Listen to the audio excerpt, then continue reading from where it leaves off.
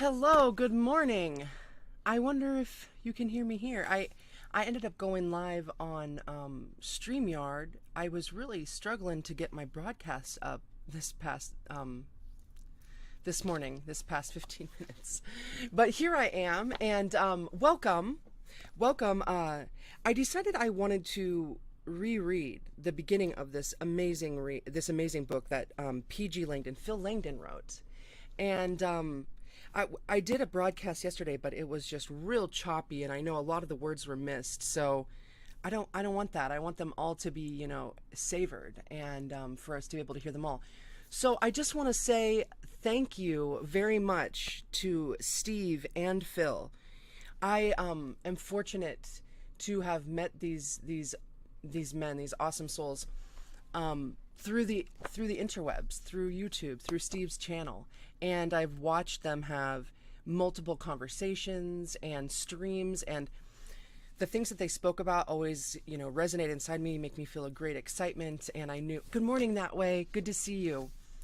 I knew that I wanted to know more. And then the last one that I saw, Steve and Phil were talking about his new book on the origins of Gnosis. And so I went and I found it. And pro tip, his name is Philippe, all right, which I didn't realize. And so it was a struggle for me to find him on YouTube, on Amazon, but I did find him.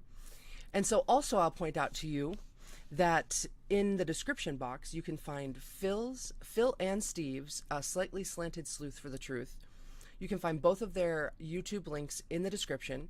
You can also find a link to buy Phil's book on Amazon, a hard copy here. And he also has provided a link that you can do a free download of this book, which is also in the description. So, fingers crossed for, a solid broadcast here, even with some possible glitching out of a word here or there. At least it's not going to glitch out like full paragraphs and whatnot. So, on the Origins of Gnosis by P.G. Langdon, we're getting into the foreword and the first chapter. All right, round two. Let me get a sip here. This is too hot, but let's take some water then.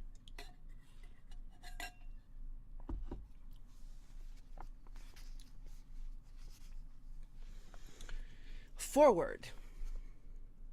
The Nag Hammadi scrolls, discovered in Egypt in 1945, were found to be Gnostic in nature, meaning the scrolls refer to direct personal experiences of God and a deeper reality. Unlike near-death experiencers, who come back after momentary death with unique divine stories, this experience is the same every time. As such, it can be written down as Gnostic texts that know or have gnosis, as opposed to anything that could be called near-death texts that passed down, or rather passed off, as products of the imagination by modern.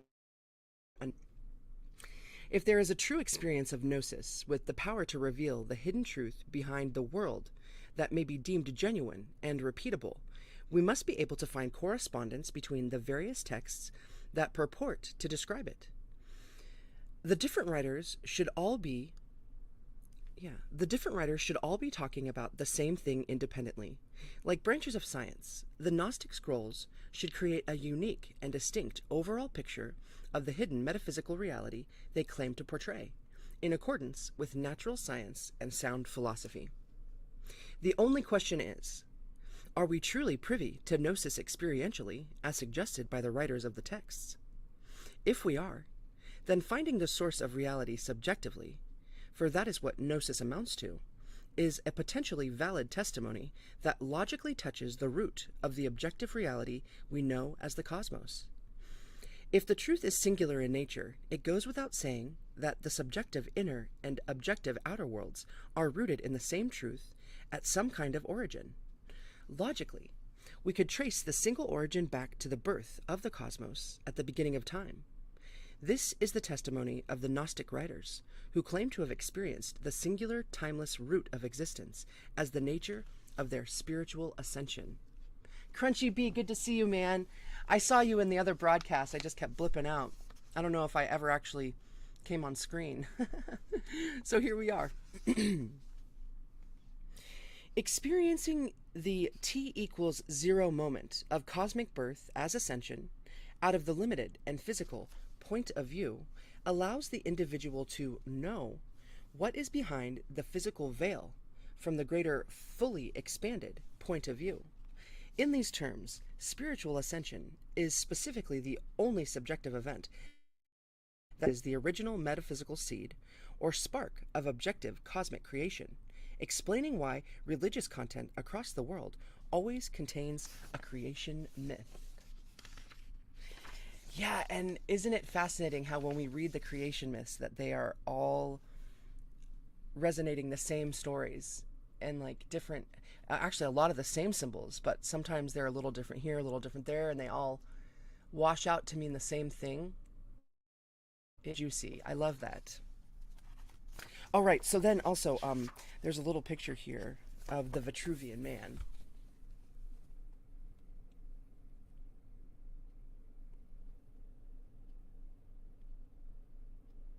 Boop. Chapter 1, Philosophy Squared. Somewhere in the limitless range of the imagination, the idea of perfection, recognizing that perfection must exist. If it tops the range of existence, somewhere, somehow, we can set about finding out what it is and what it means in real terms. We can formulate a plan when we have a sense of what and where it might be found, to then set about finding it by putting our thoughts into action. When we have a good sense of how to accomplish our now planned idea, we set about the physical task of finding it. Fortunately, the idea to action sequence that seeks to know perfection is so well trodden by humanity that it has the grand title of the Great Work. The work is great because finding perfection in its true self, or God, as the singular metaphysical root of existence, generates our salvation from the automatic nature of reality, as well as the cause of our own creation. It closes the loop for us personally, allowing us to know the deepest and most sought-after unknown beyond our personal point of view, the greater self-knowledge and wisdom. Before we can align ourselves with the perfection of philosophy as the truth within, for that is where it manifests, we need to fathom the patterns of the objective world of energy as well as the subjective world of our own psyche, a notoriously dangerous territory with its tangle of personal bias and potential lack of objective logic prior to alignment with objective truth. Hey, Tana, welcome in. Good to see you. Welcome in. In a sense, or in this sense, the natural world is our firm teacher, eventually becoming a testament to our awareness to the hidden truth behind it. The great work, however, is not simply the study of physical reality. It is the way we appreciate our studies that counts. For instance, if we give a Shakespearean play to a monkey, they will eventually rip the pages out and wipe their backsides with them. Give the same play to a human, and the result can be similar until we encounter an intelligent one who can appreciate the words and hopefully what they mean. The point is to help transform a shallow, simplistic view into a deeper one, to share the wisdom of the writer and convey the sense of depth and discernment required. It is like a finger pointing to the moon. If we concentrate on the finger, we will miss all the heavenly glory. I do love that.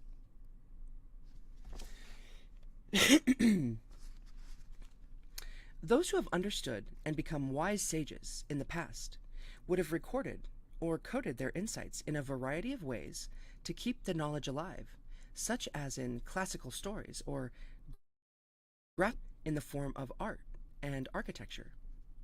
Even in the layout and design of a sacred building, humanity has been around long enough to have already standardized the understanding of philosophy's perfection in the squared circle. Among the churches and temples of the world, the one that most succinctly approaches the true act of squaring the circle as an archetype for spiritual transcendence is the pyramid form. Genevieve, welcome in. Happy May. Good to see you. So yeah, then we have a little diagram here for the pyramid, for the fire within.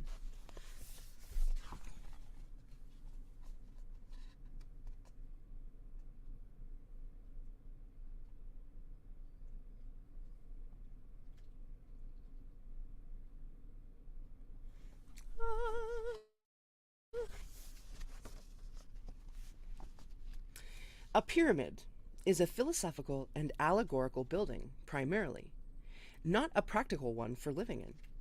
As the main architectural allegory for the squared circle, the base of the pyramid is naturally a perfect square, whose center must coincide and remain vertically true all the way up to the singular point at the top.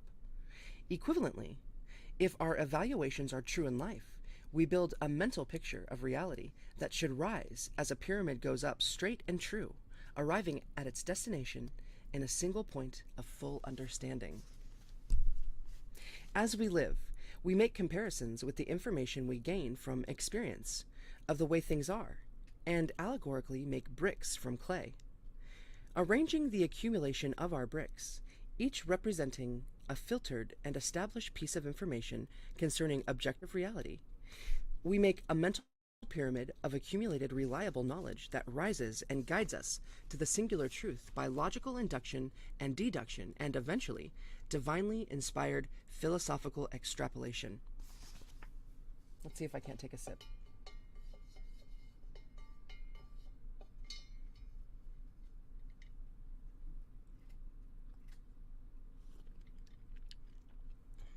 Yum.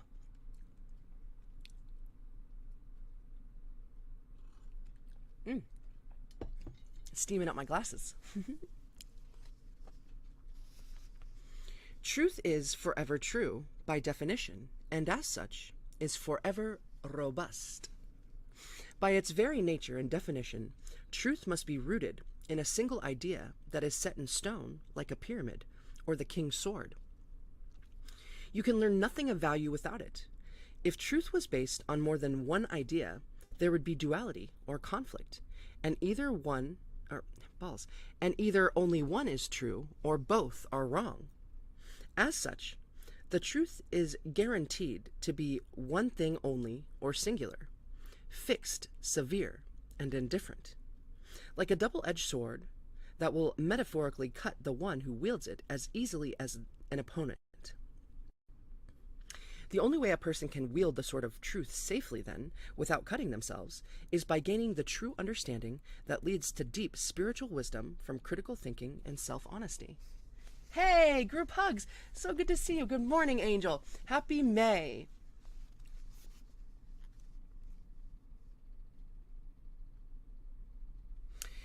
The name of the king's sword is Excalibur, and has a history of variations in northwestern Europe, but is thought to come from the Old Welsh Caledfwich, which is Caledfwich,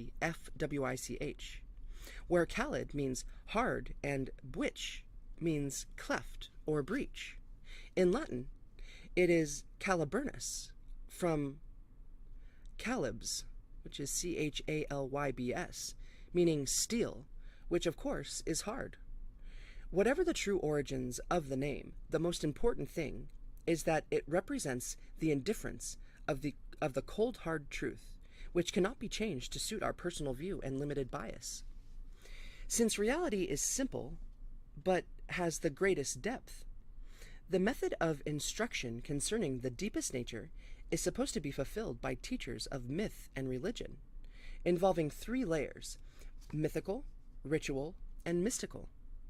At the mystical level, a religion contains stories that are constructed to convey the greatest wisdom of the human condition through the allegory of evil.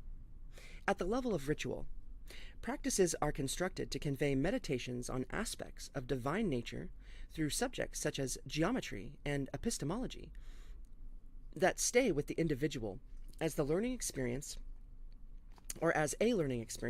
they can relate to and draw from. The mystical layer is the final level, where the divine is experienced directly by the individual from the training afforded by the myth and practice of their personal study. Thus, every religion is supposed to bring each person to direct contact and union with God, the truth of their own experience, such that a go-between is no longer needed, and the guru or master teacher gives way to the truth itself and the student's appreciation.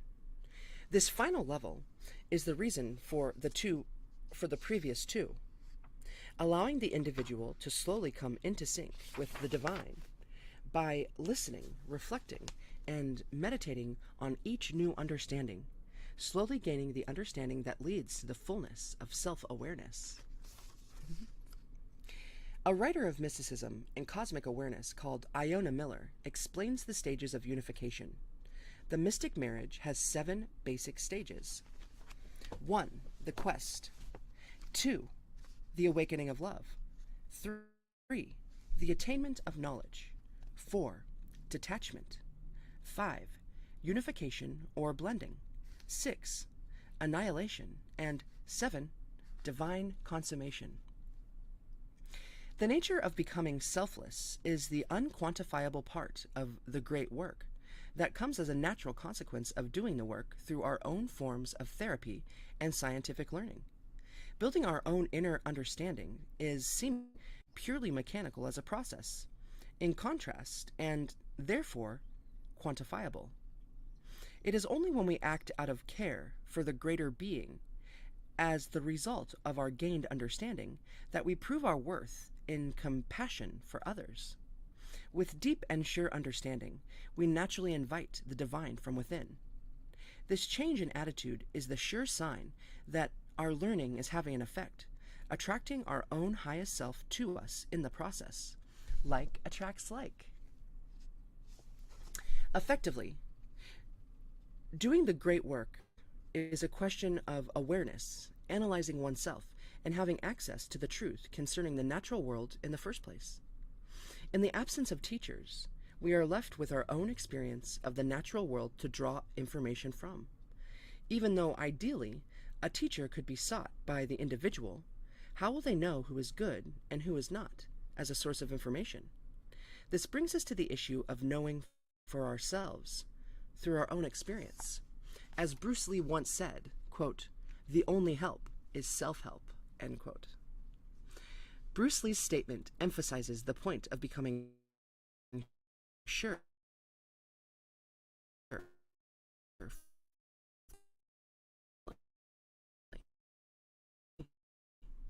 a teacher will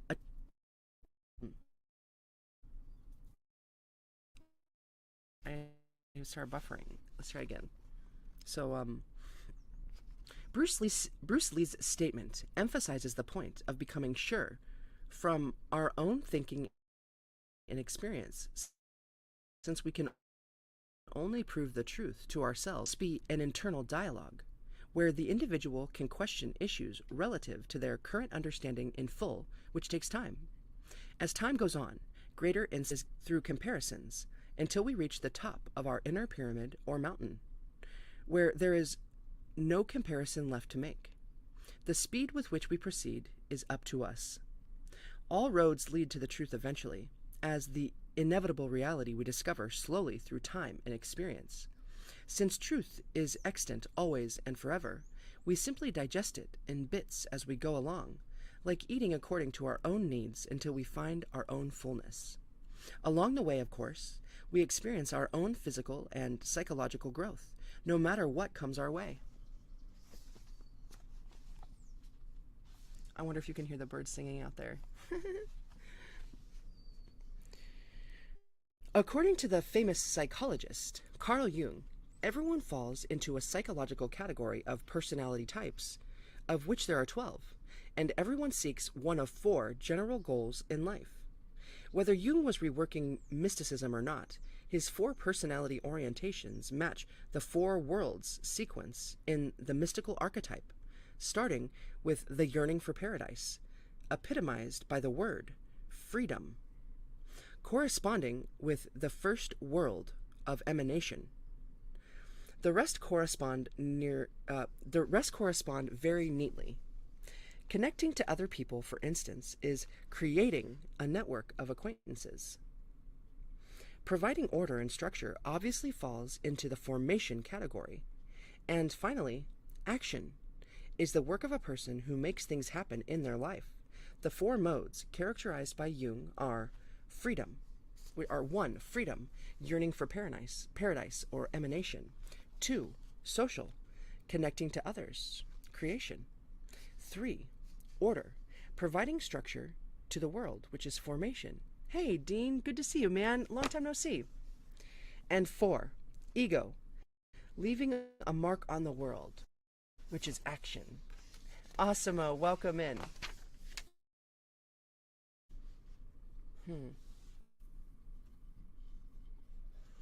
I searched last night when I had internet for a new provider.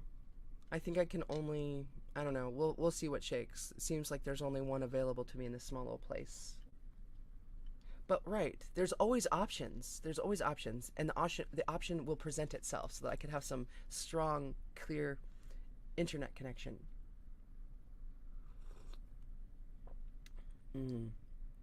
Moroccan mint today with rooibos. I like adding the rooibos to everything these days.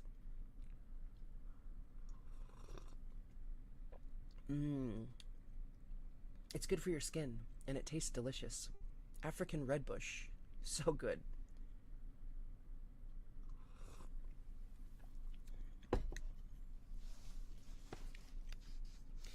In correspondence with every human being, regardless of their personality type, the psyche classically has 4 modes of operation, namely intuition, emotion, intellect, and physical senses. When it comes to the body, we can assign these same modes uniquely to the various centers of the body, which can be split into 4 zones, namely sensuality at the groin, desire at the navel, emotions at the heart, and intellect in the head. In the old Hindu system of gunas, which is Gunas, we find the same correspondence shortened to just 3 attributes, where sattva is the intellect, rajas, R-A-J-A-S, is the emotional content that includes desire, and tamas, T-A-M-A-S, refers to sensual living in conjunction with desire, as if the navel is a point of union between the heart's emotion and reproductive sensual center. All right, hopefully this picture will be shown here, but there's an awesome little diagram that shows what we just read about.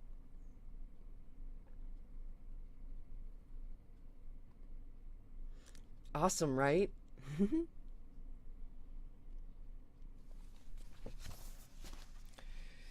Yeah, I really love the way Phil writes. It's good.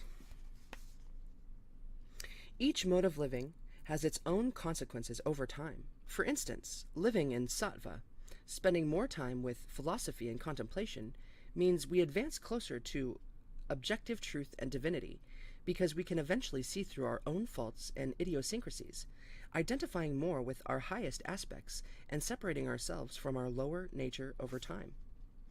Living in the emotions, rajas, leaves us no closer to the goal of truth, and we stay the same person without the transforming philosophy. The worst of these, of course, is tamas, or sensual living. By engaging too much in this state, we can be left drained and bereft of philosophical understanding, to the point of starving our soul of its nourishment, since understanding anything above the common level becomes unnecessary in such a life. At the other end of the mental spectrum is the issue of mental health and the apparent connection between psychotic episodes and mystical experiences. How to know psychotic episode from a truth about anything other than a subjective experience.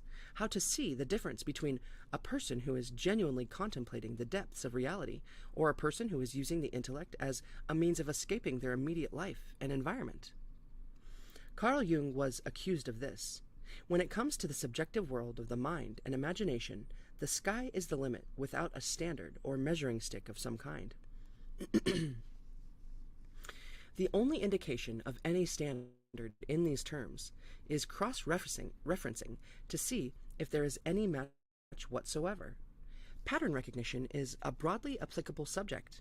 The expectation with a collection of subjective experiences is that there will be no correspondence, other than perhaps archetypes imagined differently by each person.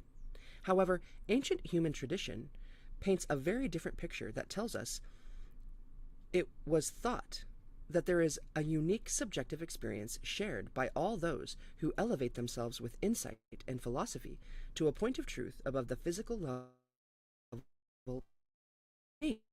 and recordable experience. Mother of pearls. Okay, back.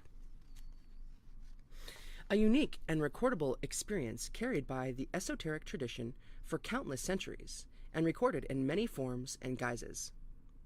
The human psyche was viewed as having 12 noetic or intellectual forces whose right?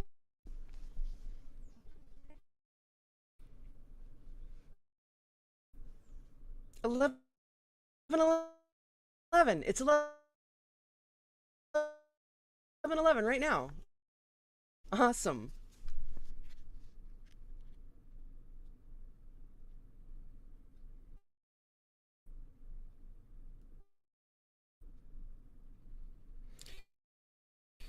So I think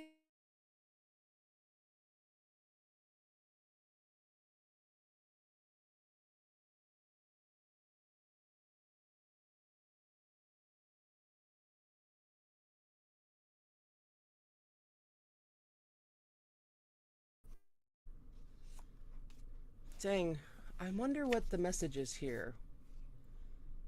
That I just have poor internet connection, or is it that I'm not supposed to be reading this book right now? Like, I wonder.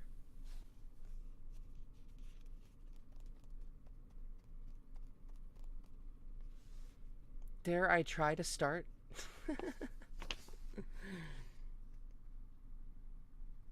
The human psyche was viewed as having 12 noetic or intellectual forces, whose attributes were projected into the night sky.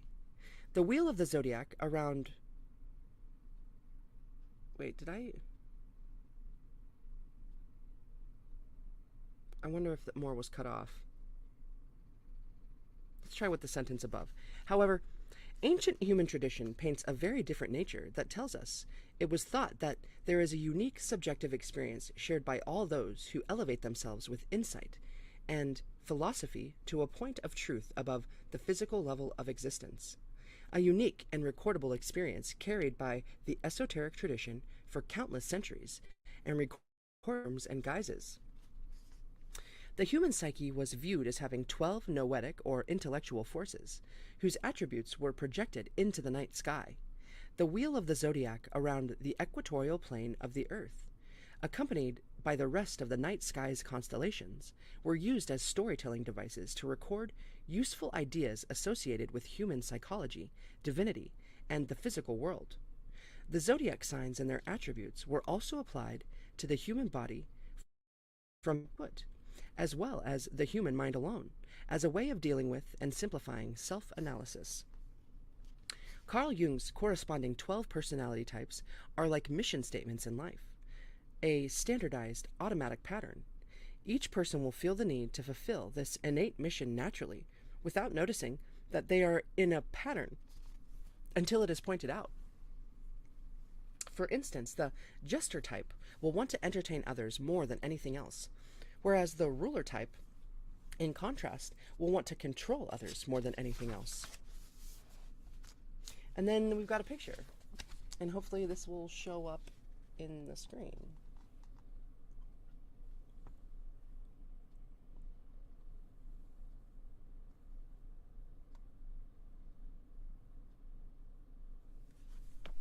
Little diagrams, I like it. I wonder if they will show up, because they're not even the clearest in this book with my own eyeballs, right?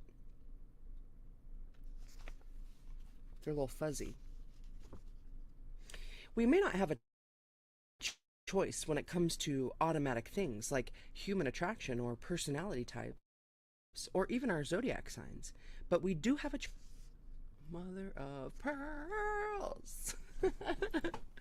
All right, so we may not have a choice when it comes to automatic things like human attraction or personality types, or even our zodiac signs, but we do have a choice in what we do about it. If we know our automatic nature, we can work with and override it with conscious effort and awareness. It is our actions that define us as a result, leading to self-mastery and self-control when we recognize the more refined nature of truth is ever available to us beyond the personal view alone. For instance, we can use our minds to recall useful information by using it allegorically as a palace with rooms. A mind palace, where we store useful information by graphic association, as if gathering the bricks to make our own pyramid, which, in this case, is the palace itself. With the pyramid built, shy of the capstone, the symbolic nature of capping a pyramid with a single stone mimics our ascension above the impersonal physical level of the square into the personal fullness of our own zero-dimensional nature.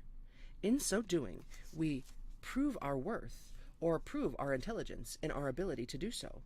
We transform the cosmic darkness within us as our subconscious content and become divinely aware. The abyss becomes our mind and heaven our home. We process each our own piece of cosmic material, our body, and spiritualize it by the purest applicable understanding. The alchemists would say, quote, "We turn our lead or base metal into gold in the crucible of our lives," end quote. Human life is a drama comparable to a 3-act play. We are born, crawl around on 4 legs, grow to walk on 2 legs, and reach old age on 3 legs with the aid of a stick before passing away. Likewise, the arc of the sun, as an allegory for human life, is a newborn baby at sunrise, raised and exalted at midday at its highest point in the sky, to mature until sunset in old age. So goes the ancient view of the human being, apparently spoken as a riddle by the Sphinx at Giza to passing travelers, to highlight the importance of process and its connection to metaphysics. So maybe that is like a depiction of passerbys of the Giza. Or that's not the pyramid, that's the Sphinx.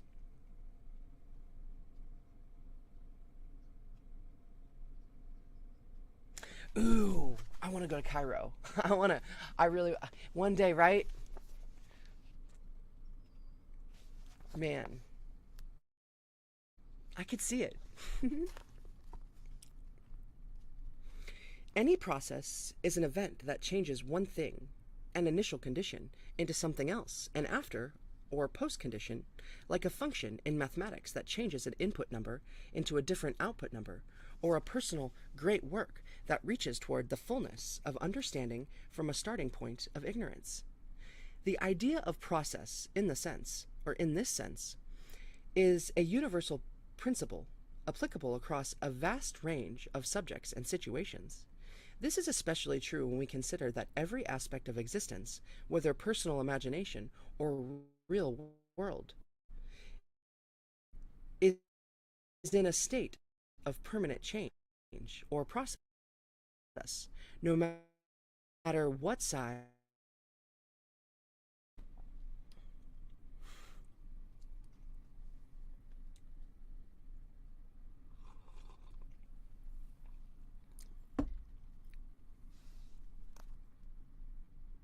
So, the idea of process, in this sense, is a universal principle applicable across a vast range of subjects and situations. This is especially true when we consider that every aspect of existence, whether personal imagination or real world, is in a state of permanent change or process, no matter what size or how slow. Logic dictates we will always find the underlying and invisible truth of something when we simply look at what it is and what it does. We all know that a tree and the seeds it produces are a testament to the original seed that created them, proving its prior existence by reproduction. An acorn will always make more acorns in a cycle or loop where one seed becomes many through the function of the oak tree. Hey, did you know that oak trees don't, like they have years where they drop like abundant, like copious amounts of acorns, and other years not a bit? Isn't that juicy? Also, like a big oak tree could feed a big old family for like a full year, as long as you know how to like take the toxins out and everything, because they're real bitter. Lots of boiling. I once really wanted to make like an acorn pie. I never followed through. But I did a lot of research about it. Relating the seed with the ground by planting it is the primary function or catalyst for their unification as the tree they produce, which then becomes the function that turns the original seed into many more. This natural process of transformation, expansion, and accumulative abundance relates the planet's discreteness as a seed with its own continuity as the process between generations of seeds. In this case, just as we find in a three-act drama, the two natures of a discrete seed and the continuous ground are introduced in the first act as a set of discrete points, one to represent the seed and 2 points apart, as a line for the outer distinction or ground in which the seed is planted. The figure in the sequence shows a triangle of the same 3 original points, but now unified as the tree. Finally, the relationship resolves into the truth that connects them, producing a 4th point, a new seed, having both of its parent qualities at once. Act 1, Act 2, Act 3, players' relationship unification. I love the diagram, his way of relating this information too. Fingers crossed for a clear picture.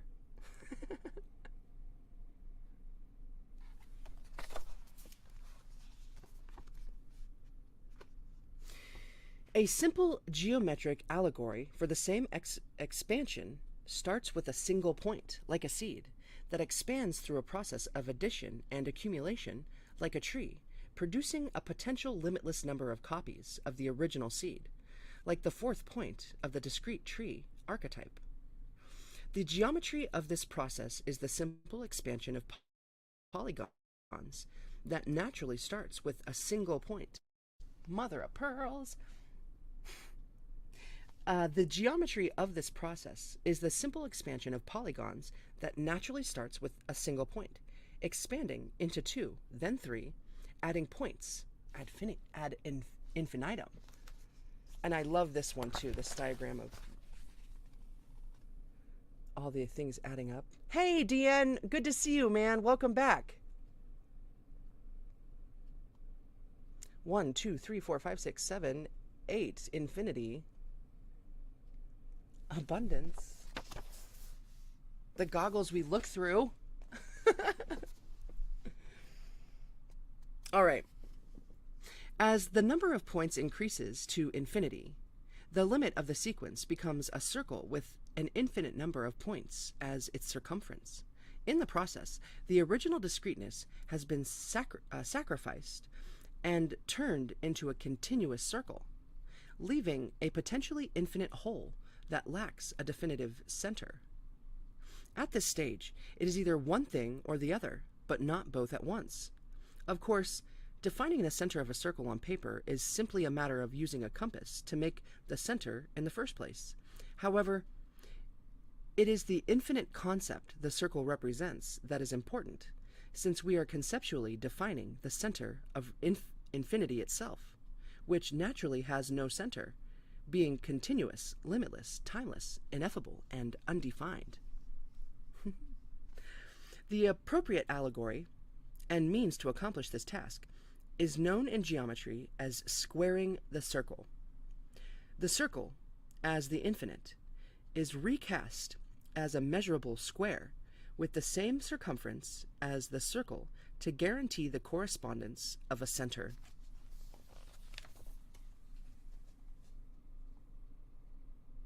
Boom. Plus, I don't know if I'm going to leave that other one up, but I just want to note that if you see in the Vitruvian Man there in the center, that it's actually, the circle is not over the square. It's not an exact replication of squaring the circle. It's like lifted up, right? And it's done so very purposefully by Da Vinci. And it points to many amazing, fascinating things about the pyramid at Giza. Like the mathematical, it's just, it really is art. It's amazing. Oh yeah, and I wanted to draw attention to another author, Robert Grant. Robert Edward Grant. He has a lot to say about the Vitruvian Man squaring the circle, and it is invaluable material. It's just like, it's amazing. I recommend everyone check him out. Well, when I say invaluable, does that mean that it's not valuable? What I'm trying to say is that is like has so much value that you couldn't put a number on it. Right?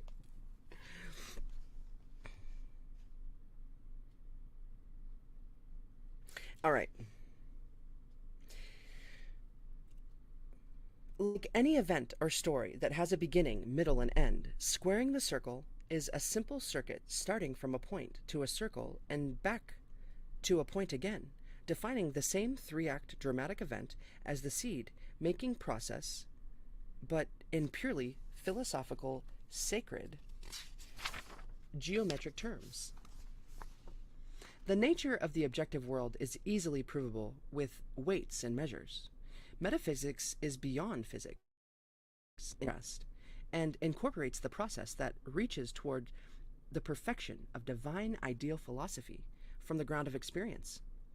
More like raising our head above the trees of a forest to verify the misty mountain archetype in the distance, an allegory for the everlasting pinnacle of truth that we must reach to know the fullness of our own range and become masters of ourselves.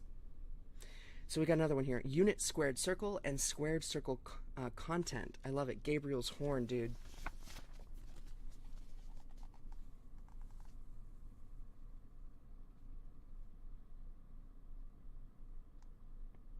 Eee.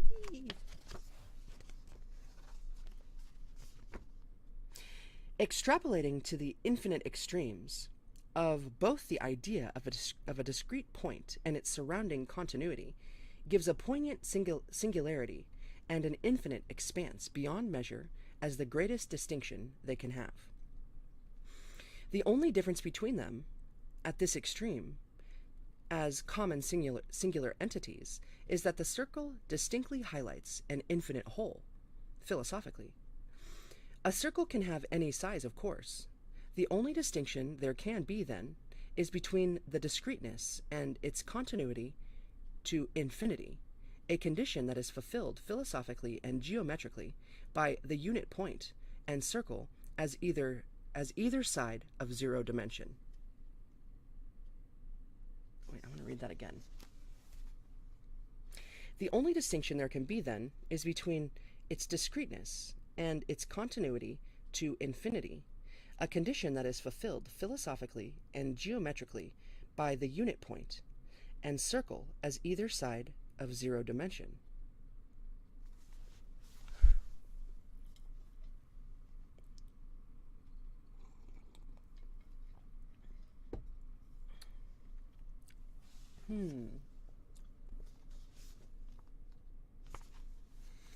The centered circle is a continuous unit, like a discrete seed that contains the potential of its own continuity.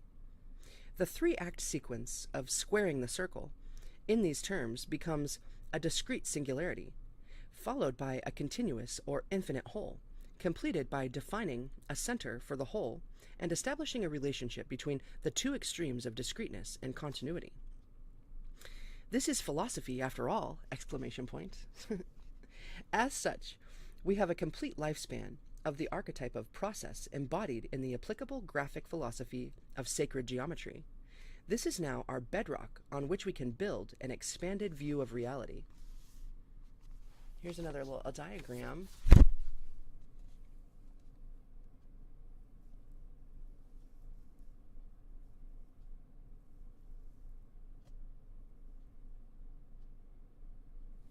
Thank goodness for the diagrams.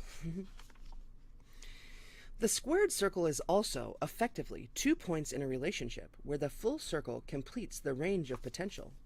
By taking any point on the circumference, we can draw a circle with the same radius and produce 2 circles interlocked at their respective centers.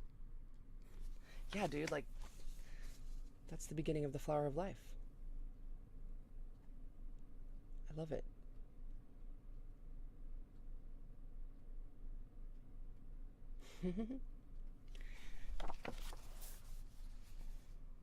I loved drawing those diagrams in elementary school too. This geometric form is known as the vesica piscis, or piscis.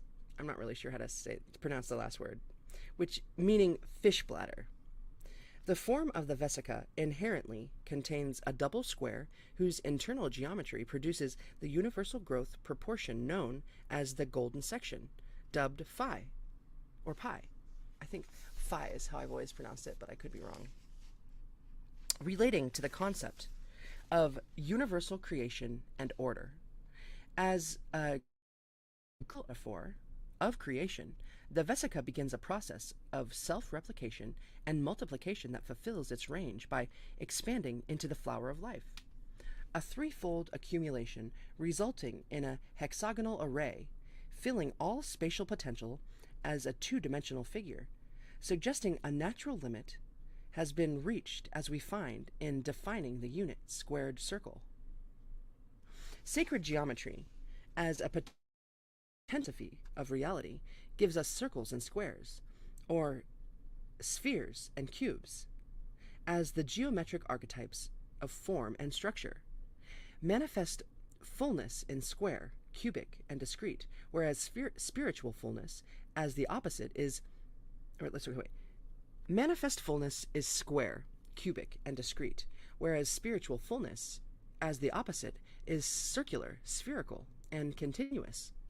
Together, as the squared circle, they represent the greatest application of the yin-yang relationship between what is finite or discrete and what is infinite and continuous, realized in Da Vinci's Vitruvian Man as an ascended divine being in the crucified or T pose.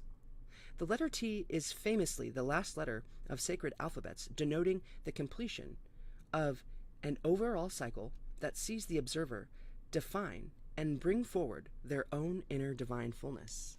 Dude, the Tau Cross. Hey, Madeline. Hey, welcome in. Good to have you here from South Africa. Amazing. Sending you the good vibes from Ohio. So then we've got a another little diagram here.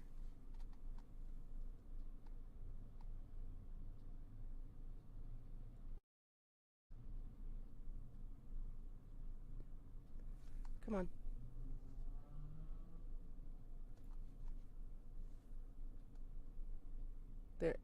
There we go. The flower of life.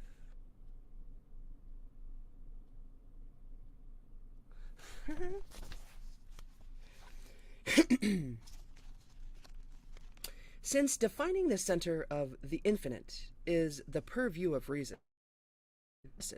it is in the divinely inspired human that the pinnacle of reason, the singular truth, is realized and established.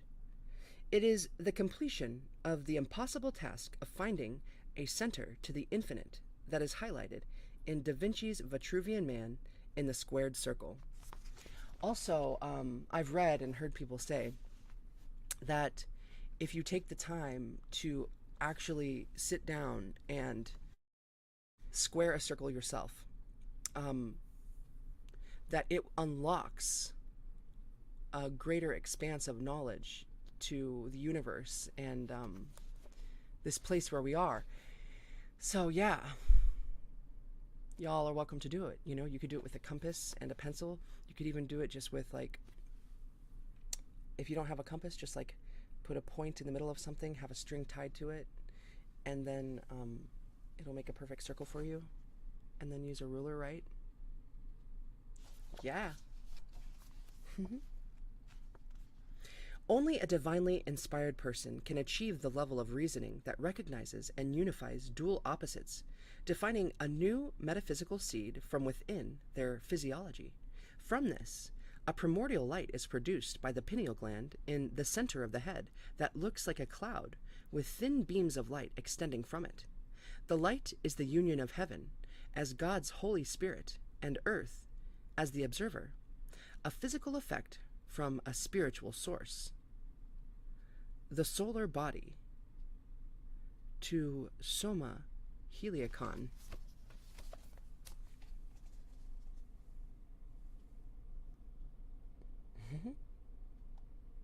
Looks like a cross too, right?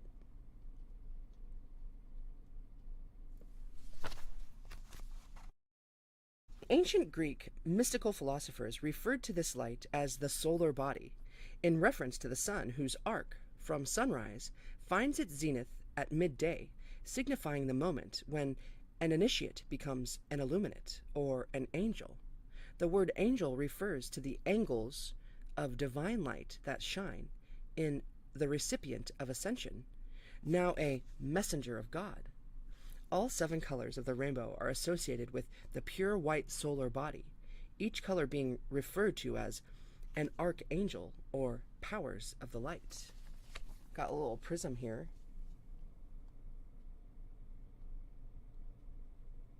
Cool. Cape Town. Nice. I've never been myself.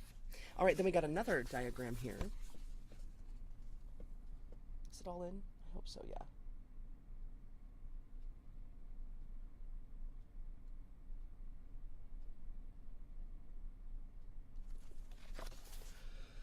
So the drama, Act 1, Act 2, Act 3. Introduce characters, relate them, unify them. Metaphysics, philosophy, sacred geometry, temple. I love that these are just like all expanding in each one. All right.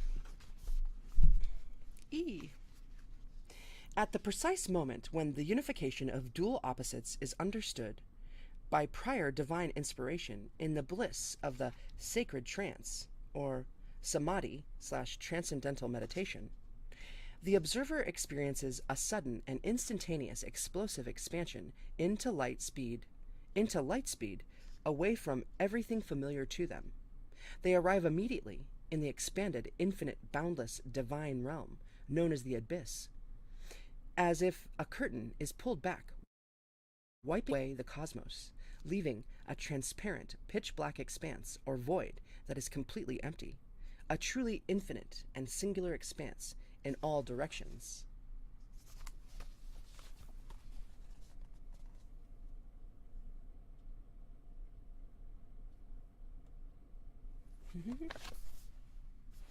The ascended scene relates a singular point of view, the observer, shown as a bright light on the left, with the only other thing in the scene a cumulonimbus type expansion or extension of cloud with thin white beams extending from its surface out into the blackness of the void. The central image below shows the light as it appears to the ascended person at first, flanked on the left by a classic depiction of the light as Yahweh, the Jewish god seen coming in the clouds, as an allegory for this moment of true perception.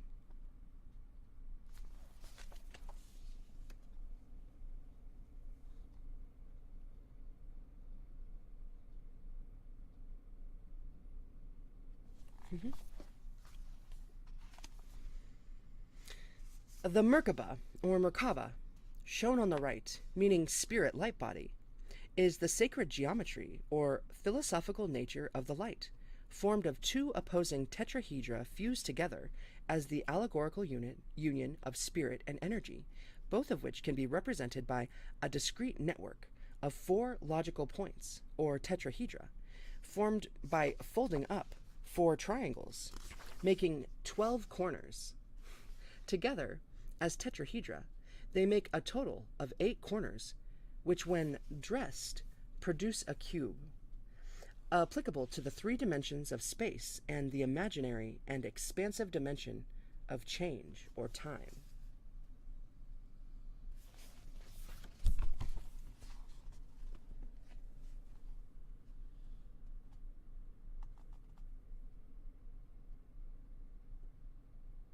Boom.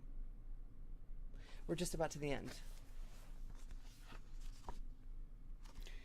The light, also appropriately referred to as the truth with flesh, and its environment, the infinite transparent abyss, together comprise the timeless seed condition or root of the inner and external realities, the dual potentials or the yin-yang of unity that merges the two opposite qualities forever. The single gate between heaven and earth, only accessible internally by the divinely inspired observer and experiencer of metaphysics. Boom, that's chapter 1, y'all. Oh my gosh.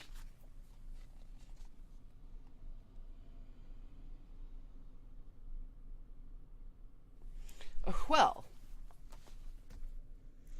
we did it again. And this time I think maybe more got recorded. I don't know, maybe there'll be a round 3 one day. But I am really excited to read into the next one. I love discovering the books with you at the first time, though. Like, I like that. Even though I really enjoyed just reading this again, you know. I like rereading things a lot, too. Probably too much. My dad used to get on my case about it for reading the same things over and over. But I loved them, right? So I would just keep reading them. But, like, I do like it when we're discovering it for the first time together, too. That's really cool. Just the random thoughts that occur and all of that jazz. Hey, Cosmic Buddha! Oh my gosh, it's great to see you. Welcome in. We just finished the foreword in the chapter 1 here. So yeah, more to come in the future. And I'm sure there'll be a solution to the interwebs cutting in and out. It'll present itself soon enough in the perfect timing, right? So dang, thank you everybody here. Thank you so much, Phil. Thank you, Steve. I appreciate you so much. And thank you to my family and my friends and YouTube and StreamYard. And yeah, above all, thank you, Spirit. Thank you, Goddess. I'm real thankful about all that. And hey, it's only Tuesday right now, and isn't that exciting? I mean, I guess, you know, yeah, time is always the flowing, but like, right, it's the beginning of the week still, and so much to get into and learn and explore. So it's likely I'll be back tomorrow, but we'll do it like we feel it, as ever, and take care of yourselves. I thank you so much. Mwah. I'll see you very soon.